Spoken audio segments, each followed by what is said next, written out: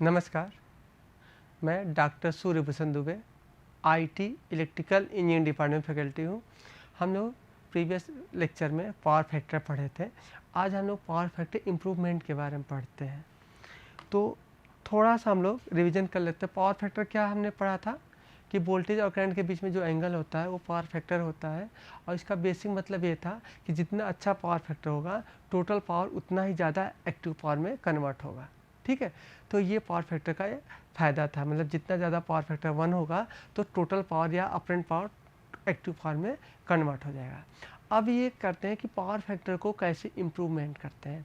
तो पहली बात ये समझ लीजिए, पावर फैक्टर इम्प्रूवमेंट करने के लिए केवल कैपेसिटर लगाते हैं। अब ये क्वेश्चन उठता है, क्यों कैपेसिटर ही लगाते हैं, इंडक्टर क्यों नहीं लगाते हैं? क्या होता है, पावर फैक्टर हम लोग क्या चाहते हैं कि पावर फैक्टर 1 हो। पावर फैक्टर 1 होने का मतलब क्या है? पावर फैक्टर 1 होने का मतलब क्या है? कास्ट थीटा की वैल्यू क्या हो? 1 हो, अर्थात थीटा की वैल्यू क्या हो? 0 डिग्री हो। और 0 डिग्री का अर्थ होता है वोल्टेज और करंट।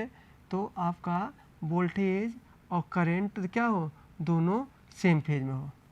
ठीक है, तो वोल्टेज और करंट सेम फेज में कब होगा? जब सर्किट क्या होगी? रजिस्टिव होगी। समझ में आ गया होगा? इसका मतलब जो दुनिया में जितनी लोड हो वो किस टाइप में हो? रजिस्टिव हो।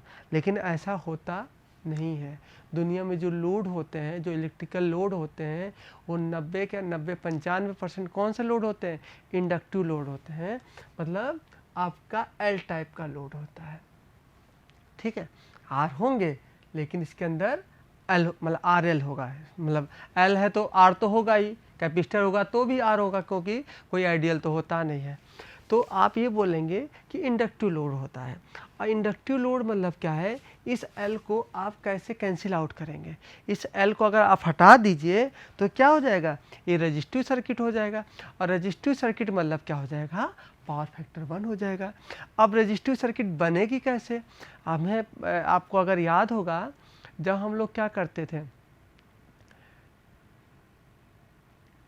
पैरेलल रेजोनेंस पढ़े थे, तो एक आरएल लिए थे और एक क्या लिए थे? सी लिए थे। सी से क्या हो जाए? अब यहाँ जो सप्लाई लगाएंगे तो क्या करेगा? ये सप्लाई, जब आप इसका फेजर डायग्राम बनाते थे, याद कीजिए, ये इसको हमने आईएल बोल लिए, इसको हमने क्या बोल दिया? आईसी बोल दिए। ठीक है, ये आपका आरएल हो गया। अब यहाँ पर चूंकि वोल्टेज क्या ये भी है, तो यहाँ पर भी सप्लाई वोल्टेज को आप क्या ले लीजिए? कॉमन ले लीजिए। अब इसमें जो करंट होगा आईएल, वो क्या करेगा? चूंकि एल होता तो 90 डिग्री पे होता, तो ये आपका क्या हो गया? आईएल हो गया। आईसी क्या होगा? ये 90 डिग्री ऊपर होगी। मतलब इसका हम क्या चाहते थे? हम ये चाहते थे, अगर ये केवल सी नहीं होता, सपोज दैट सी नहीं होता, तो ये करंट नहीं होती। सी नहीं होता तो सारा करंट ये होता। समझ में आ रहा है? इसको थोड़ा सा हटा देते हैं। अगर फिर से समझिए, अगर सी नहीं होती, हटा देते, सॉरी यहाँ इरेज करते हैं।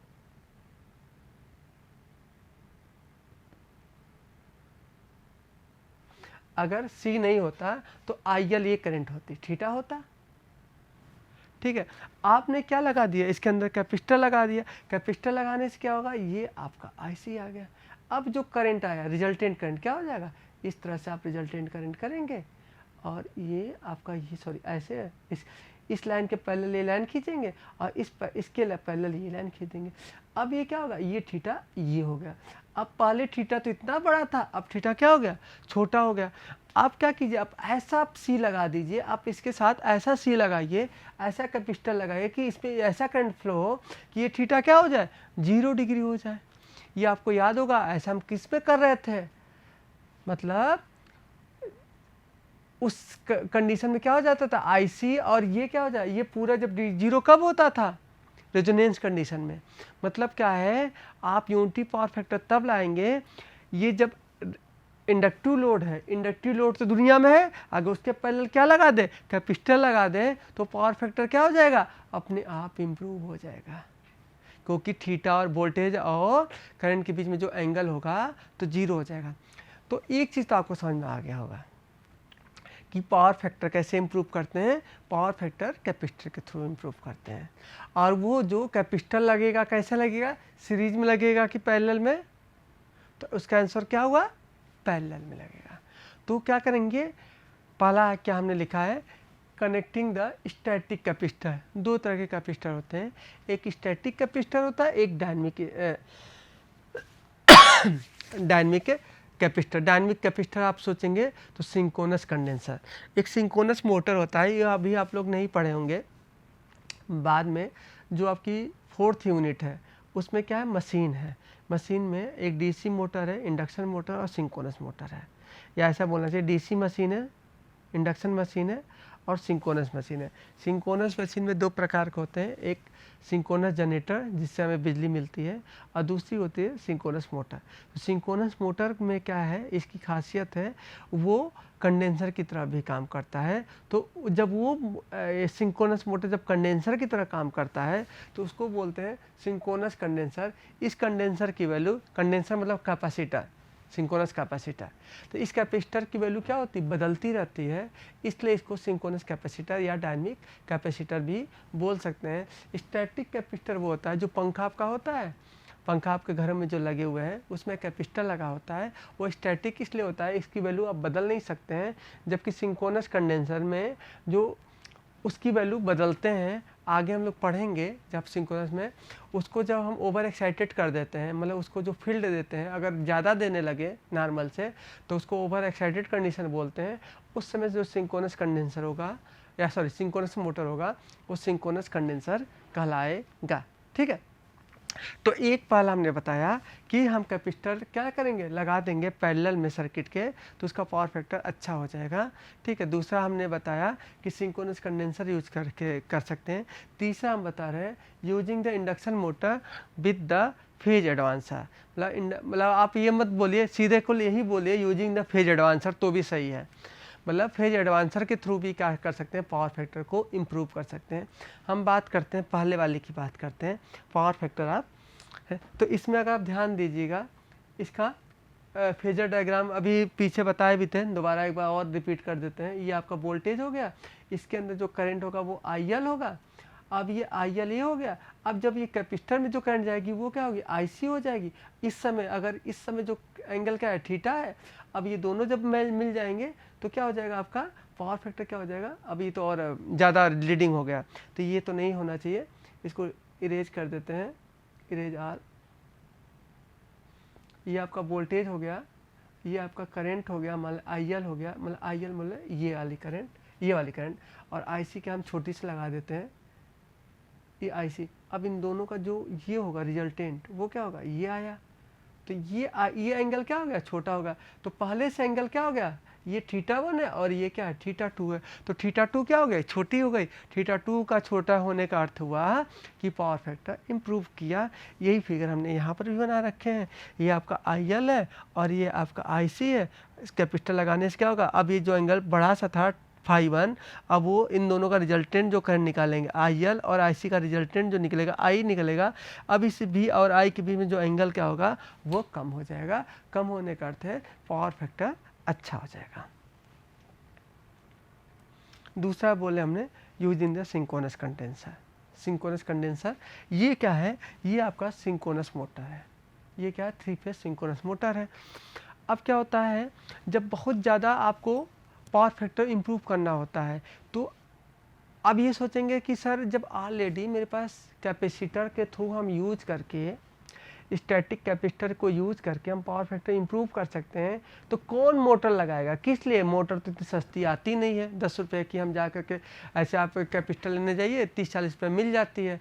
अब कौन सा सिंक्रोनस मोटर लाएंगे, 3 फेज, और ये क्या होगा भाई, इतना महंगा कौन करेगा। ठीक है, पावर फैक्टर तो अच्छा करना है, लेकिन इतना पैसा खर्च करके भी तो नहीं करना है। तो इसका आंसर ये है बेटा कि जब हम लोग जब ज़्यादा इंडस्ट्रीज़ की बात करें, तो इंडस्ट्री में क्या होता है, पावर फैक्टर बहुत ज़्यादा लोड होते हैं, इंडक्टिव लोड होते हैं। अब ज़्यादा इंडक्टिव लोड होंगे तो क्या होगा, इतना लॉसेज होंगे, तो क्या होगा, लॉसेज को बचाने के लिए हमें कैपेसिटर लगाना पड़ेगा, जैसे हम समझ सकें। तो अगर स्टैटिक कैपेसिटर लगाओगे तो जितना ज़्यादा कैपेसिटर लगाना, मतलब हाई पावर का, मतलब हाई रेटिंग का जब कैपेसिटर आप खरीदने जाओगे तो बहुत ज़्यादा उसकी साइज़ क्या होने लगेगी, बहुत बड़ी हो जाएगी। छोट मतलब 1 माइक्रोफैरड का अगर कैपेसिटर की बात करें, 1 फैरड की बात करें, माइक्रो फैरेड की नहीं बोल रहे हैं, 1 फैरेड की बात करें तो जितना बड़ा पृथ्वी उतना बड़ा का कैपेसिटर हो जाएगा। तो इतना बड़ा कैपेसिटर तो हम बना नहीं सकते हैं, तो उसकी साइज़ इतनी बड़ी है, कॉस्टली भी पड़ेगा। तो हमें क्या है, अगर कैपेसिटर ज़्यादा हैवी बनाना है तो हम कैपेसिटर बनाते नहीं स्टैटिक कैपेसिटर, हम लोग क्या करते हैं, हाई रेटिंग का कैपेसिटर बनाने के लिए हम सिंक्रोनस कंडेंसर का प्रयोग करते हैं। ठीक है, सिंक्रोनस कंडेंसर नहीं, सिंक्रोनस मोटर का प्रयोग करते हैं। जब उस सिंक्रोनस मोटर को ओवर एक्साइटेड कर देते हैं तो उस सिंक्रोनस मोटर को बोलते हैं सिंक्रोनस कंडेंसर।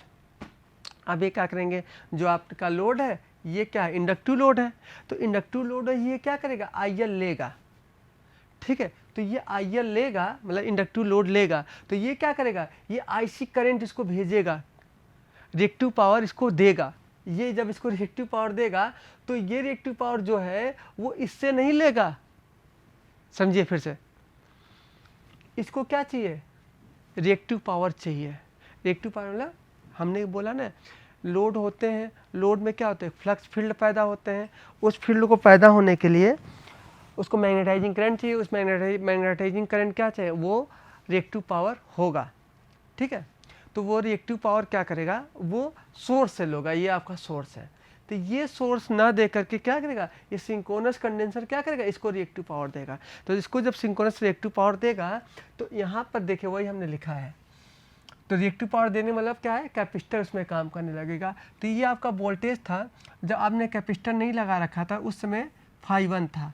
जब आपने कैपेसिटर लगा दिया तो एक करंट, रिएक्टिव पावर वाली करंट अब उसको मिलने लगी, तो ये IC डेवलप हो गई। ये IC क्या करेगी, अगर हम बात करें तो इसके और इसके बीच में अगर रिजल्टेंट करंट निकालेंगे, इन दोनों के बीच में रिजल्टेंट करंट, तो ये क्या निकलेगी, IR, ये निकल जाएगी। अब ये φ1 किस में बदल गया, φ2 में बदल गया। तो यही आपका क्या हो गया, पावर फैक्टर क्या हो गया, करेक्शन हो गया। किसके थ्रू हो गया, सिंक्रोनस कंडेंसर के थ्रू हो गया। ठीक है, तो हमें ये समझ में आ रहा होगा। आप सीधे वर्ड में, चूंकि आप लोग फर्स्ट ईयर के बच्चे हो, तो ये समझिए सिंक्रोनस कंडेंसर भी क्या है, एक कैपेसिटर होता है। तो कैपेसिटर आप जब मान लिए तो वो भी किस में लगा है, पैरेलल में लगा हुआ है। तो जैसे आपने प्रीवियस वाले में समझे हैं यही फिगर, सेम फिगर देखिए यहाँ पर भी है, यहाँ पर उन्होंने कैपेसिटर लगा दिया। ठीक है, तो जब वो कैपेसिटर हो गया तो पावर फैक्टर ऑटोमेटिक इम्प्रूव हो जाएगा, जैसा कि हम लोग पीछे समझ चुके हैं। तीसरी बात करते हैं, अब रुके, तीसरी हम लोग बात करते हैं, हमने बोला था यूजिंग द फेज एडवांसर। अब बात करते हैं फेज एडवांसर क्या होता है। अब देखो भाई क्या है, फेज एडवांसर की थोड़ा बात करते हैं।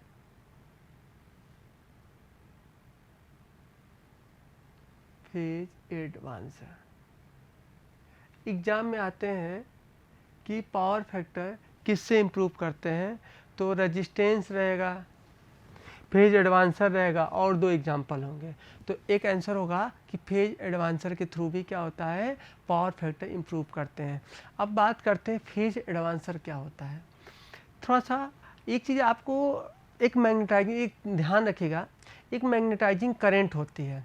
जो मैग्नेटाइजिंग करंट क्या करती है, मोटर हो या ट्रांसफार्मर हो, वो सोर्स से मैग्नेटाइजिंग करंट लेती है। वो मैग्नेटाइजिंग करंट की वजह से क्या होता है, पावर वोल्टेज और करंट के बीच में जो एंगल होता है वो बढ़ जाता है, जिससे पावर फैक्टर खराब हो जाता है। अब क्या होता है, फेज एडवांसर क्या होता है, फेज एडवांसर भी एक AC सर्किट है, AC डिवाइस है। ठीक है, वो क्या होता है, इंडक्शन मोटर के रोटर पर बैठा होता है, या इंडक्शन मोटर के रोटर के शाफ्ट पर लगा होता है। ठीक है, अब क्या होता है, जब इंडक्शन मोटर को आप सप्लाई देते हैं तो वो क्या करता है, एक एक्साइटिंग करंट लेता है या मैग्नेटाइजिंग करंट सोर्स से लेता है। तो जो फेज एडवांसर उस पर लगा होता है, जो AC सर्किट, AC सप्लाई मतलब AC डिवाइस होता है, वो जो मोटर उससे लेता है एक्साइटिंग करंट, किससे, सोर्स से। वो चाहता है कि मोटर से बोलता है, भाई इंडक्शन मोटर तुम उस सोर्स से मैग्नेटाइजिंग करंट मत लो, आप हमसे लो। तो ये क्या करता है, फेज एडवांसर क्या करता है, खुद जो इंडक्शन मोटर के ऊपर बैठा होता है या उसके शाफ्ट पर बैठा होता है, उसको रिएक्टिव पावर देने लगता है। जब रिएक्टिव पावर, अब क्या है, वो इंडक्शन मोटर सप्लाई उससे नहीं ले रहा, सोर्स से अब रिएक्टिव पावर नहीं ले रहा है। रिएक्टिव पावर नहीं लेने से अर्थ क्या है, वोल्टेज और करंट के बीच में जो एंगल होगा वो क्या हो रहेगा, कम रहेगा। वो किससे ले रहा है, फेज एडवांसर, मतलब एक एक्सटर्नल सोर्स से क्या करने लगता है, सप्लाई लेने लगता है। तो इसी को क्या बोलते हैं, फेज एडवांसर। तो अगर हम वो बात करें कि फेज एडवांसर क्या होती है, एक इंडक्शन मोटर के शाफ्ट पर एक एक्सटर्नल एक्साइटिंग एसी मशीन होती है जो मोटर को क्या करती है, मैग्नेटाइजिंग करंट या रिएक्टिव पावर प्रदान करती है या प्रोवाइड करती है, जिसको हम बोलते हैं फेज एडवांसर। तो हमने पढ़ा तीन तरीके से हम लोग पावर फैक्टर को क्या कर सकते हैं, इम्प्रूव कर सकते हैं। पहला क्या है, कैपेसिटर, स्टैटिक कैपेसिटर लगा करके। दूसरा हमने क्या बताया, सिंक्रोनस कंडेंसर लगा करके। और तीसरा हमने बताया फेज एडवांसर का प्रयोग करके। ठीक है, एक एग्जांपल है, इसको थोड़ा देखते हैं। एग्जांपल में क्या दिया है, एज्यूम वी हैव 100 kVA। एक लोड है जिसकी रेटिंग क्या है, एस की वैल्यू क्या दे रखा है, 100 kVA का।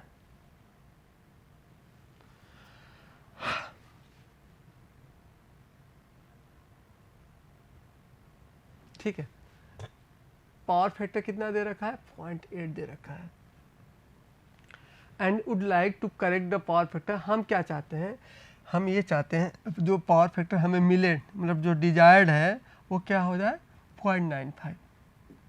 तो ठीक है, हमें पावर फैक्टर, तो हमें क्या करना पड़ेगा, मुझे इसको लैगिंग पावर, ध्यान दीजिएगा जो भी लोड होते हैं वो लैगिंग होते हैं, तो हमें इसको क्या देना पड़ेगा, लैगिंग पावर फैक्टर देना पड़ेगा, मतलब कैपेसिटर लगाना पड़ेगा। तो जो कैपेसिटर लगाएंगे उसकी जो यूनिट होगी, एक्चुअली आपको जो कैपेसिटर बैंक की यूनिट होती है वो वार होती है, बड़ी होती है किलो kVAR हो जाती है। क्यू मतलब क्यू का जो यूनिट आपको पता है, क्यू की यूनिट जो होती है kVAR होती है, और एस की यूनिट होती है VAR होती है, और पी की जो यूनिट होती है किलोवाट होती है। तो हम कितने kVAR लगाएंगे ये, जिससे हमें जो पावर फैक्टर 0.95 मिल जाए। तो एस की वैल्यू क्या है, एस इक्वल टू आपको पता है, एस इक्वल टू होता है P प्लस जे क्यू, और P की वैल्यू क्या होता है, बी आई कास्ट थीटा, या P इक्वल टू क्या होता है, एस कास्ट थीटा, और प्लस जे इक्वल टू होता है क्यू साइन थीटा। ठीक है, तो कास्ट थीटा का वैल्यू क्या दे रखा है, 0.8। तो 0.8 का मल्टीप्लाई जब 100 से करेंगे तो क्या हो जाएगा, 80 हो जाएगा। ठीक है, इसी तरह थीटा की वैल्यू आप निकाल लीजिए, कास्ट थीटा का वैल्यू 0.8 है तो थीटा का वैल्यू आप निकाल लीजिए। अब साइन थीटा करेंगे, और साइन थीटा की जो वैल्यू आएगी उसको हम क्या करेंगे, ये एस लिखा है, यहाँ पर भी एस लिखा होना चाहिए, इस एस से मल्टीप्लाई करेंगे तो वो क्या आ जाएगी, हमको लगता है 60.6 आएगी, और 0.6 से मल्टीप्लाई करेंगे तो 60 हो जाएगा। ठीक है, तो ये क्या आ गया, S equal to P plus J Q, मतलब पी की वैल्यू कितनी आ गई आपकी, 80 आ गई, और क्यू की वैल्यू 60 आ गई। ठीक है, इतना समझ में आ रहा होगा। यहाँ पर देखिए थीटा की वैल्यू या फाई की वैल्यू उन्होंने निकाल रखा 36.9 डिग्री। अब हमें क्या चाहिए, डिजायर्ड, हमें जो डिजायर्ड कितना चाहिए, 0.95, मतलब जो थीटा का वैल्यू पहले 36 डिग्री था, 36.9 डिग्री थी, वो कितना हो जाए, 18.2 डिग्री। तभी तो पावर फैक्टर, एंगल तो कम होगा तभी तो पावर फैक्टर अच्छा होगा, ये तो समझ में आ रहा होगा। तो पहले 36 था, अब हम कितना चाहते, 18.2 डिग्री हो जाए। तो एस इक्वल टू क्या होता है, पी प्लस जे क्यू। हम इसमें क्यू कितना लगा दें, इसके अंदर क्यू मतलब ये क्या है, ये हमेशा याद रखिए, ये आपका एक्सएल माइनस एक्सी होता है, ध्यान रखिएगा। ये एक्सएल माइनस एक्सी मतलब एक क्यू क्या, यहाँ एक्सएल माइनस एक्सी से मतलब ये है, एक क्यू क्या होगा, एक एल होगा, दूसरा क्यू क्या होगा, सी होगा। तो इंडक्टिव लोड का तो दिया है 100 है, क्योंकि यहाँ पर दे भी रखा है लैगिंग है, और जो रिएक्टिव पावर लगाएंगे कैपेसिटर वो माइनस कर देंगे क्यू सी पी। अब यहाँ से अगर आपको ध्यान होगा तो टेन थीटा इक्वल टू क्या होता है, अगर पीछे वाले फिगर से जाए, पावर ट्रायंगल की बात करें, पावर ट्रायंगल आपको याद भी होगा, ये क्या है, ये P होता है, ये Q होता है, S होता है। तो यहाँ से टेन थीटा इक्वल टू क्या निकलेगा, मतलब Q अपान P। तो tan theta equal to Q upon P, P बोले तो 80 वाट। ठीक है, तो यहाँ से 10, अब कितनी एंगल चाहिए, 18.2 चाहिए। अब यहाँ पर क्या करेंगे, इस Q की वैल्यू यहाँ से आप क्या करेंगे, फाइंड आउट कर लेंगे, जो कितना है 33.7 किलो VAR, मतलब किलो वार आ जाएगा। तो समझ में आ रहा है, मतलब जो कैपेसिटर लगाएंगे, जो कैपेसिटर बैंक लगाएंगे वो कितने यूनिट का होना चाहिए, 33.7 किलो वार का होना चाहिए। जिससे पावर फैक्टर क्या हो जाएगा 0.8 से 0.95 में कन्वर्ट हो जाएगा। एक और क्वेश्चन लगाते हैं, when connected to 120 volt RMS, अगर RMS नहीं दिया होता तो RMS मान लिया जाता है, ठीक है, क्योंकि लिखने की आवश्यकता नहीं होती है। 60 hertz power line, a load absorb 4 kilowatt at lagging power factor. ध्यान रखिएगा हमेशा जो लोड होता है वो लैगिंग होगा, क्योंकि इंडक्टिव लोड होता है। मतलब पीक वैल्यू उन्होंने क्या दे रखा है 4 किलोवाट दे रखा है, क्यू और पावर फैक्टर की वैल्यू जो दे रखा है क्या दे रखा है 0.8 दे रखा है। Find the value of capacitance, मतलब अब जो क्यू की वैल्यू निकालेंगे वो उसकी वैल्यू कितनी होगी जिससे पावर फैक्टर कितना हो जाए, जिससे कास्ट थीटा की वैल्यू कितना हो जाए 0.95 हो जाए। तो अब हमें मालूम है before the improving power factor, मतलब पहले पावर फैक्टर इम्प्रूव नहीं हुआ था तो उसमें पावर फैक्टर क्या था 0.8 था, तो थीटा की वैल्यू क्या हो जाएगी 36.87 आ जाएगी यहाँ से। अब हमें क्या चाहिए, क्या निकला, find the value of capacitance. तो एस इक्वल टू क्या होता है पी अपान कास्ट थीटा। ये कहाँ से आया, ऐसे समझिए, समझते हैं यहाँ से। ये क्या है, ये थीटा है, ये क्या है पी है, ये क्यू है और ये एस है। तो यहाँ से उन्होंने क्या लिखा, कास्ट थीटा इक्वल टू, यहाँ से क्या देखेंगे कास्ट थीटा इक्वल टू क्या लिखेंगे पी अपान, नहीं कास्ट थीटा इक्वल टू लिखेंगे, ये गलत लिख दिए, ये क्यू होना चाहिए और ये पी होना चाहिए, हम गलत दिए, तो पी अपान एस होना चाहिए। तो cos theta equal to P upon S ही लिखा, cos theta equal to P upon S. तो पी कितना दिया है, पी आपका 400 वाट और कास्ट थीटा इक्वल टू क्या है 0.8, तो ये क्या आया 500 भी आया। तो ये जो आपका क्या आया टोटल पावर आया, तो टोटल पावर आया। और हमें क्या चाहिए कैपेसिटेंस की आवश्यकता पड़ेगी। अगर हमें यहाँ से हम क्या निकाल लें, क्यों निकालें, जो पिछले जैसे हम लोग निकाले थे, जैसे प्रीवियस में लोग निकाले थे। और अगर आप ध्यान से देखिए क्या सेम ही वैल्यू है क्या 36.9 36.9.8, तो अगर देखेंगे यही है, सेम न्यूमेरिकल है, अगर देखा जाए तो ये दोनों न्यूमेरिकल सेम है और आप इससे निकाल सकते हैं। यहाँ पर हमने टोटल पावर निकाल कर रहे हैं, ठीक है। तो अब हम लोग बात करते हैं, नेक्स्ट टॉपिक की बात करते हैं 3 फेज सिस्टम। अब बात करते हैं 3 फेज सिस्टम क्या होता है। तो 3 ये क्या होता है, जैसे हम लोग सप्लाई जो लेते हैं उसमें क्या होता है, घरों में जो आता है वो सिंगल फेज आता है, और जो बाहर जो आप इंडस्ट्रीज में देखेंगे वहाँ पर 3 फेज होते हैं। जैसे आप ट्रांसमिशन लाइन की बात करेंगे तो वहाँ पर भी आपको 3 फेज दिखाई देगा। अब बात करते हैं 3 फेज होता क्या है, थोड़ा सा और समझते हैं, मतलब भाई 3 फेज बोलने से ही आया कहाँ से, वहाँ पर क्या होता था कि ऐसा होता है। अब देखिए क्या होता है, जब एक सिंक्रोनस जनरेटर होता है, जनरेटर तो जानते ही होंगे, जनरेटर के अंदर 3 वाइंडिंग होती है। आप सिंक्रोनस मत समझिए, उस जिससे हम एक चीज़ और समझ, जनरेटर जानते हैं, जिससे हम सप्लाई पाते हैं, जो हमने मेरे घरों में आती सप्लाई, इसको बोलते हैं सिंक्रोनस जनरेटर। उस सिंक्रोनस जनरेटर में क्या होती है 3 तरह की बाइंडिंग होती है, 1 बाइंडिंग, 2 बाइंडिंग, ऐसे यहाँ लिख लेते हैं 1 बाइंडिंग, 2 बाइंडिंग एंड 3 बाइंडिंग, ठीक है। ये 3 बाइंडिंग होती है। इन तीनों बाइंडिंग को हम क्या कर देते हैं, या तो स्टार में कनेक्ट कर देते हैं या तो डेल्टा में। इसको अभी हम समझेंगे बाद में। तो मान लेते हैं स्टार तो समझ रहे होंगे, स्टार मतलब तारा की तरह, इस तरह से हम स्टार में कनेक्ट कर देते हैं। तो यहाँ से जो हम सप्लाई पा रहे हैं, ये मान लेते आर है और ये मान लेते वाई है और ये मान लेते बी है। तो ये क्या है बी है, इसको हमने लिखा। तो ये जो फेज है यहाँ पर क्या है, तो इस बाइंडिंग में जो वोल्टेज पैदा हुआ, ध्यान दीजिए, इस बाइंडिंग में जो वोल्टेज पैदा हुआ, एक बाइंडिंग इसमें वोल्टेज पैदा हुआ, एक बाइंडिंग इसमें पैदा हुआ, तो ये अलग अलग फेज है। इस बाइंडिंग में वोल्टेज पैदा हुआ, इस बाइंडिंग में वोल्टेज पैदा हुआ, इस बाइंडिंग में वोल्टेज पैदा हुआ, तो ये क्या है अलग अलग फेज है। इसको हम क्या बोलते हैं फेज। ये आपके 3 फेज हुए। अब क्या होता है, ये तीनों फेज क्या होते हैं आपस में एक फेज, मतलब तीनों क्या होते हैं 0 फेज पर, मतलब तीनों, मतलब ये हम बोलना चाह रहे हैं कि जैसे ये क्या है, ये आर यहाँ से स्टार्ट हुआ 0 से, वाई भी क्या है वो 0 से स्टार्ट, ये 0 से नहीं स्टार्ट होगा जैसे हमने दिखा रहे हैं, ये नहीं स्टार्ट होगा, और ना ही बी। ये आपका आर है, ये आपका वाई हमने मान लिया, ये बी। तो ये तीनों क्या होते हैं, 0 0 मतलब एट ए टाइम पर एक ही स्थान से 0 0 पर नहीं स्टार्ट होते हैं, वो क्या होते हैं, अलग अलग टाइम पर स्टार्ट होते हैं। ऐसे समझने की कोशिश कीजिए। इरेजर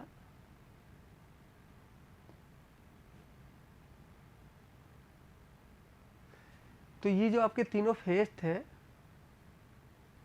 ये क्या है, ये आर मान लेते हैं, ये वाई मान लेते हैं, ये बी मान लेते हैं। मान लेते क्या है, जैसे हम या 1 2 मान लेते हैं, जैसे हमने यहाँ फिगर में दिखाया, ये 1 है और ये 2 है और ये 3 है, ठीक, आर वाई बी।